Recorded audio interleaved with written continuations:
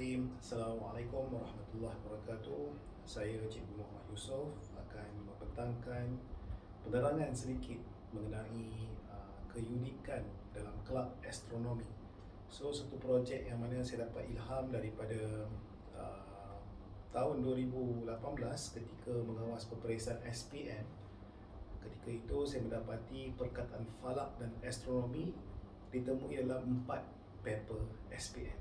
Jadi bila saya buat kajian rintis dalam mendengar rendah Form 1 Form 2, so mendapati bahawa kurikulum astronomi memainkan peranan penting dalam kurikulum menengah rendah. Jadi tajuk yang dihasilkan adalah akronim astronomi merentasi kurikulum menengah rendah. Maksud merentasi untuk memahamkan murid-murid lagi, iaitu bagaimana mereka ambil bahagian dalam acara tahunan, iaitu acara merentas desa. Jadi bila cikgu tanya, apa yang kamu dapat bila kamu merentas desa?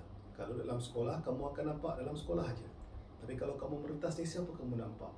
Masya Allah, jawapan yang diberikan oleh murid-murid adalah, oh, saya nampak ada polis yang jaga, saya nampak kawasan kejiranan, saya nampak rumah, saya nampak stadium, saya nampak. Jadi bila dia merentas desa tu, pelbagai perkara, objek-objek, benda baru yang dapat dibelajar di luar sekolah. Jadi masuk merentas digunakan di sini adalah untuk merentasi kurikulum menengah rendah.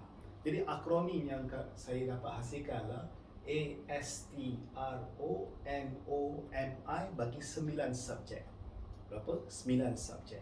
Di 9 subjek inilah mula-mula saya ambil untuk pendidikan moral, angkasawan negara, sudah pasti, iaitu angkasawan Datuk Dr. Syekh Muzaffar Syukur, merupakan orang Malaysia yang pertama dan orang Islam yang pertama solat di International Space Station pada tahun 2007.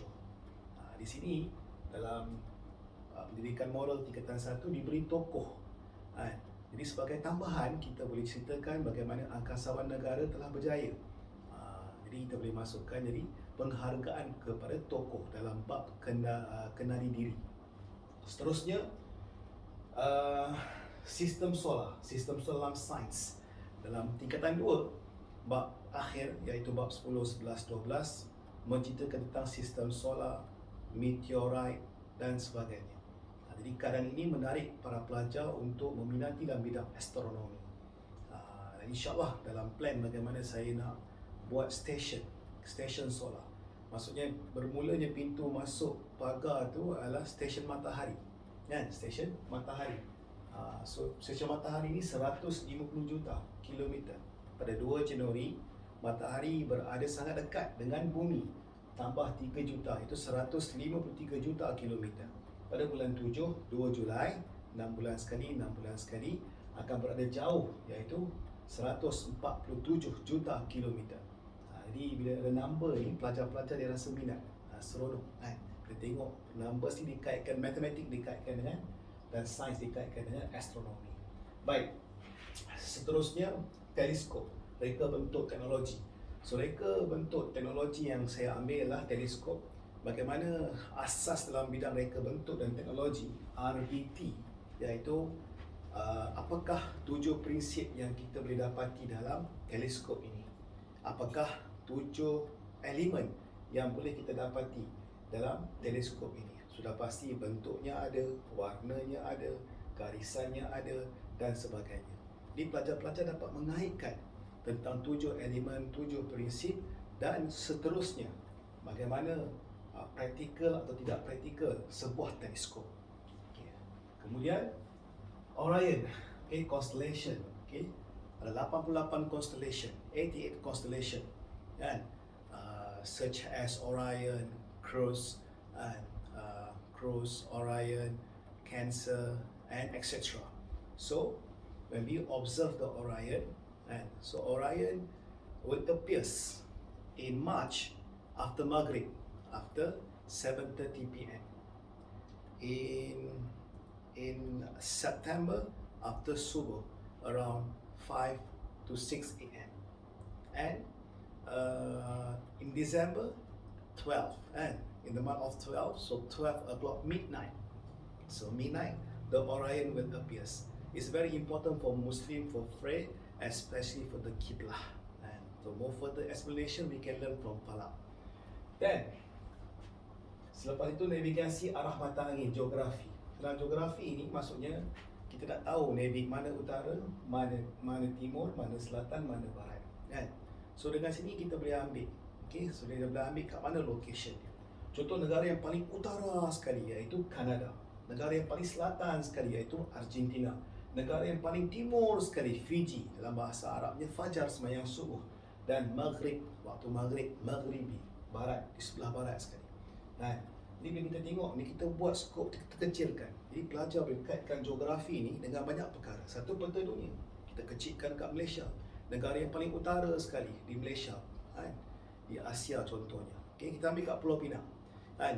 Tempat location yang paling timur sekali, boleh nampak matahari terbit, dan di Nyok Sepatang, kan? Tempat yang paling barat sekali di Pulau Pinang iaitu Pantai Aceh, balik pulau. Tempat yang sesuai untuk mencerap menggunakan teleskop yang mahal, kan?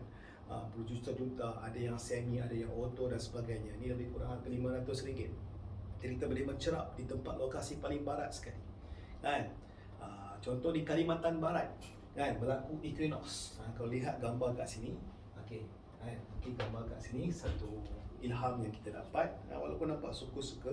So dia menunjukkan bahawa 12 jam siang, 12 jam malam, tapi nak cerita pasal equinox. So equinox berlaku pada 23 Mac, kan? Minta maaf, 21 Mac. So 21 Mac di mana? Di Indonesia. Okay, di Indonesia. Di Indonesia, iaitu di Pontianak. Saya pun dah pergi tempat ni kan. Bukan mengerikan, namanya Pontianak. Di mana? Di Kalbar, Kalimantan Barat. Memang location tu kita akan dapat hari tanpa bayar selama 2 minit. Okey, berlaku 2 kali, 21 Mac dan 14 September. Di 2 tempat, antara timur dengan barat, di Pontianak, dan seterusnya antara utara dengan selatan di Quito, Ecuador. 2 tempat ni kita akan dapat melihat hari tanpa bayar selama 2 minit. Mana kata garisan khatulistiwa di Pontianak. So, bila kita skopkan kecil ke negeri kecil, di negeri, di daerah, maka pelajar-pelajar dapat memahami. Secara tak langsung mereka dapat, contoh dalam pendidikan, mereka tahu kat mana, Pulau Pinang terbahagi pada 5 tempat, seberampai utara, seberampai tengah, seberampai selatan. Kat mana sekolah tersebut, di lokasi terletak di mana. Jadi dengan kaedah ni pelajar-pelajar akan melihat lebih seronok minat tentang geografi. Baik, seterusnya. Objek samawi pendidikan Islam. Okay? So, objek samawi adalah objek-objek yang berada kat langit, kan? Bulan, bintang, sang suria, kan? Matahari, kan? Objek-objek yang tergantung kebesaran, kehebatan Allah Subhanahu Wa Taala, kan? Yang mana dengan menentukan ruqyah, imkanu ruqyah, menentukan semasa takwim solat, menentukan puasa dan sebagainya, dikaitkan dengan ciptaan-ciptaan Allah Subhanahu Wa Taala mengenai objek-objek samawi, objek-objek yang berada kat langit. Seterusnya dalam sejarah Mesir Purba, tak lari daripada piramid, kan? Pembentukan piramid dari segi bentuk geometri. Di pelajar-pelajar tingkatan 1 akan didahkan dengan tamadun awal Mesopotamia, Mesir Purba, Huanghe, tamadun Indus. Jadi 4 tamadun awal, salah satunya saya kaitkan dengan M, iaitu Mesir Purba. Kenapa? Orang-orang Mesir Purba juga menggunakan kaedah astronomi awal, menentukan kalender, menentukan kaedah timur barat dan sebagainya.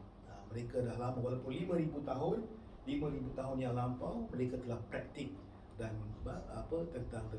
tentang kejadian alam, siangnya macam mana, malamnya macam mana dan sebagainya. Akhir sekali, istilah dalam bahasa Melayu, bagaimana kita nak gunakan istilah bahasa Melayu dengan lebih tepat.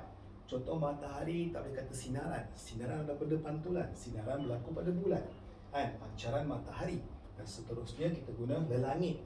Langit-langit kita panggil lelangit. Jadi istilah bahasa Melayu yang dikaitkan dengan bidang astronomi. Dan seterusnya kita boleh lihat apa-apa kebaikan dalam bidang astronomi ini. Contohnya dalam bidang equinox tadi cerita dah tentang utara, timur, barat, selatan.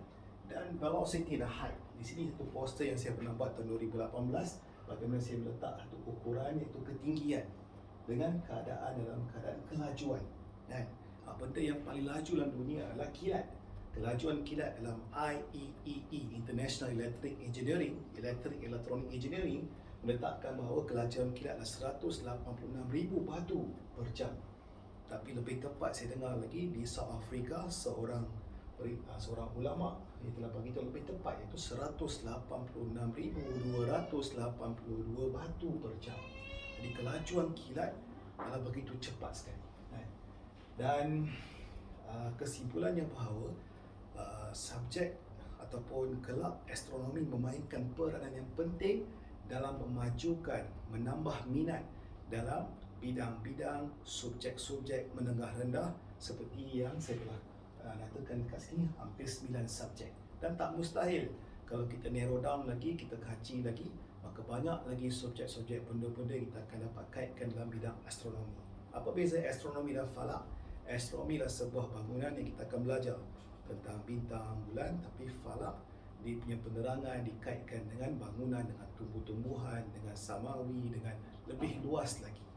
Jadi akhir kata, insya-Allah, dan semoga penerangan yang diberikan dapat memberi manfaat kepada anak-anak kita yang sedang belajar di sekolah rendah, sekolah menengah dan seterusnya ke peringkat universiti.